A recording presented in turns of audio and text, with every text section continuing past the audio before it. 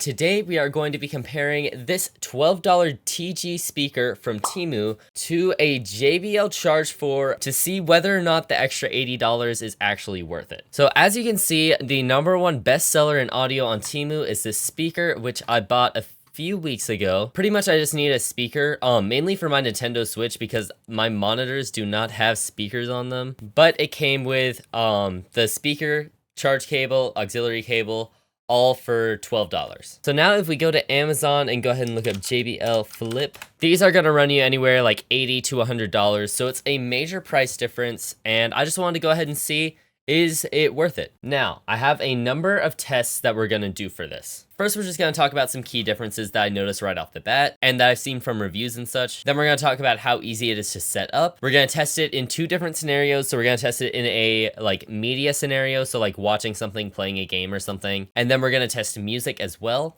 We are going to configure that this one is definitely going to have a little more oomph to it just because it's so much larger than the TG. And then we're just going to go ahead and talk about whether or not the $80 is actually worth it. All right, let's go ahead and start off with the $12 speaker. So let's go ahead and look at inputs. Right here we have, let's go ahead and zoom in. We have a micro USB for charging, an SD card so that you don't have to use your phone or anything, an auxiliary port, which it did come with the aux cable, and a USB port. Moving on to the JBL, we'll see it's very similar. We can go ahead and open up the flap here.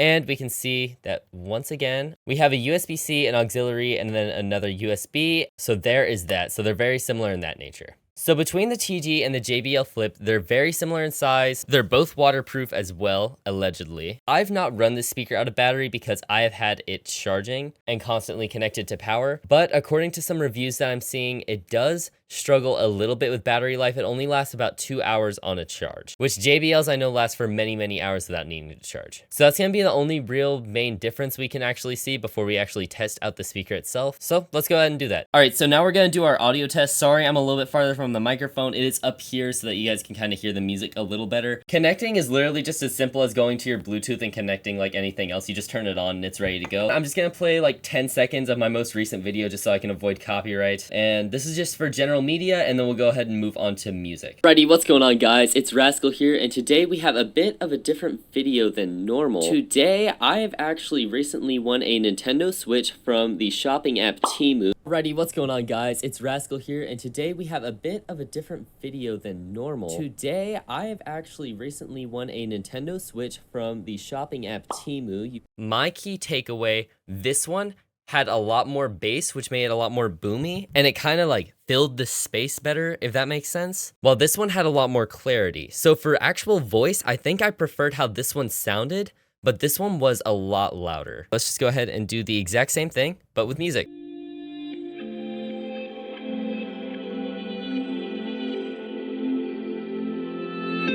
Have I become a little too shy for love? I've been hurt before. Have I become a little too shy for love? I've been hurt before. Okay, so in the music category, the JBL definitely takes a clear win. It's a lot louder, the bass is a lot more present. This one was not bad.